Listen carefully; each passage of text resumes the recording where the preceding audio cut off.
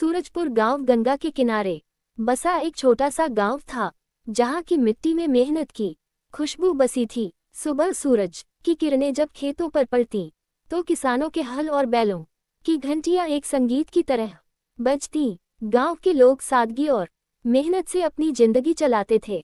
लेकिन इस मेहनती गांव में एक ऐसा घर था, जहां आलस ने अपना डेरा जमा रखा था। वह था हरिया का घर, और उस घर का सबसे आलसी सदस्य था उसका 20 साल का बेटा रामू।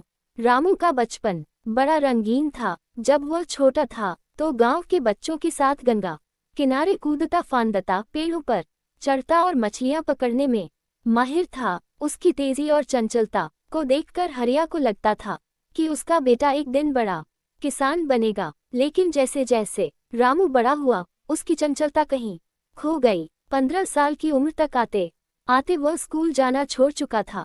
पढ़ाई में क्या रखा है पिताजी, खेत तो आप संभाल ही लेते हैं, वह कहता, और दिन भर गांव के बरगद के नीचे दोस्तों के साथ गप्पे मारता। गांव वालों को शुरू में उसकी शरारतें प्यारी लगती थीं।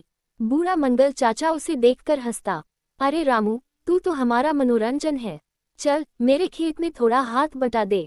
लेकिन रामू हंसकर टाल देता, चाचा आप तो मुझसे मजाक करते हैं, मैं तो अभी बच्चा हूँ, काम बाद में करूँगा। धीरे धीरे गांव वालों का प्यार तानों में बदल गया।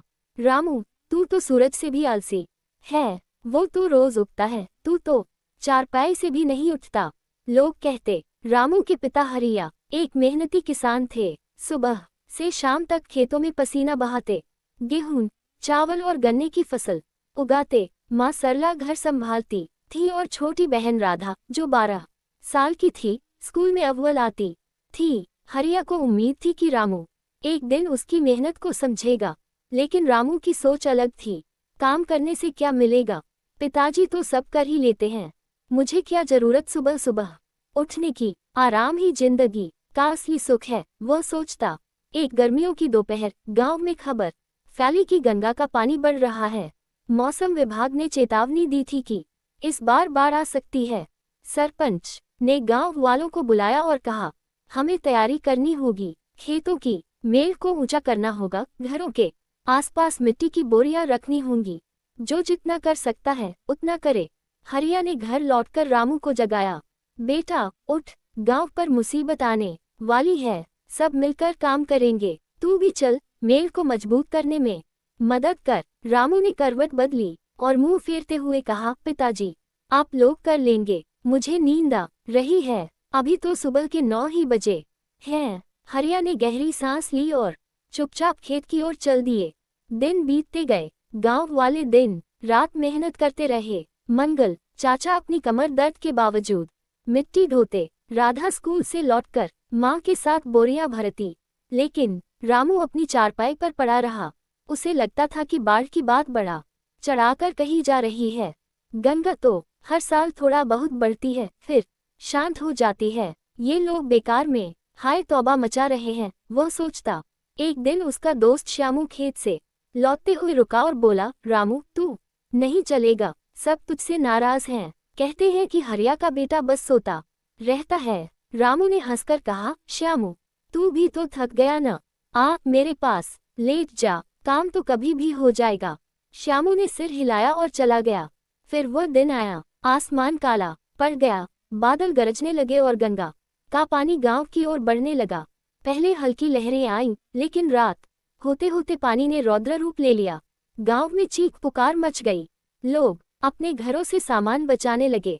हरिया, सरला और राधा घर के कीमती सामान को ऊंची जगह पर रखने में जुट गए। रामू तब भी सो रहा था। अचानक एक तेज लहर ने घर की दीवार को तोड़ दिया, पानी अंदर घुस आया। सरला चिल्लाए, रामू उठ, पानी आ गया। रामू हड़बड़ाकर उठा, उसकी चारपाई पानी में तैर रही थी। वह घबराया हुआ बाहर भागा, लेकिन तब तक बहुत देर हो चुकी थी। पानी कमर तक पहुंच गया था। उसने देखा कि उसके माता पिता और बहन छत पर चढ़ने की कोशिश कर रहे थे। रामू ने उनकी मदद करने की कोशिश की, लेकिन महीनों की सुस्ती ने उसके शरीर को कमजोर कर दिया था। वह मिट्टी के ढेर को पकड़कर खड़ा तो हुआ, लेकिन उसमें ताकत नहीं थी कि वह राधा को ऊपर उठा सके। हरिया ने किसी तरह राधा को छत पर चढ़ाया, लेकिन पानी का बहाव इतना तेज था कि छत भी हिलने लगी। गांव के कुछ लोग नाव लेकर आए। उन्होंने हरिया, सरला और राधा को बचाया, लेकिन रामू पानी में फंस गया। उसने चिल्लाकर मदद मांगी, लेकिन बहाव उसे दूर ले गया। गांव वालों ने उसे बचाने की कोशिश की, लेकिन आलस ने उसकी कीमत वसूल ली। रामू उस रात गंगा की लहरों में कहीं खो गया। बाढ़ के बाद सूरजपुर धीरे धीरे सामान्य हुआ। हरिया का परिवार टूट चुका था। सरला हर रात रोती और कहती, काश रामू ने उस दिन हमारी बात मान ली होती। राधा स्कूल में चुप रहने लगी थी।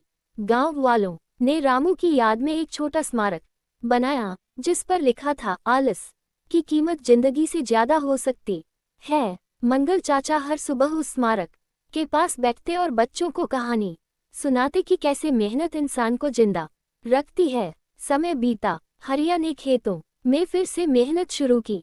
राधा पढ़ाई में लग गई और एक दिन टीचर बनने का सपना देखने लगी। लेकिन रामू की याद गांव के हर कोने में बसी रही। गंगा किनारे खेलते बच्चे अब एक दूसरे को कहते, रामू मत बनना, मेहनत करो। आलस की कीमत सूरजपुर ने बहुत भारी चुकाई थी, और यह सबक गांव की आने वाली पीढ़ियों के लिए एक चेतावनी बन गया।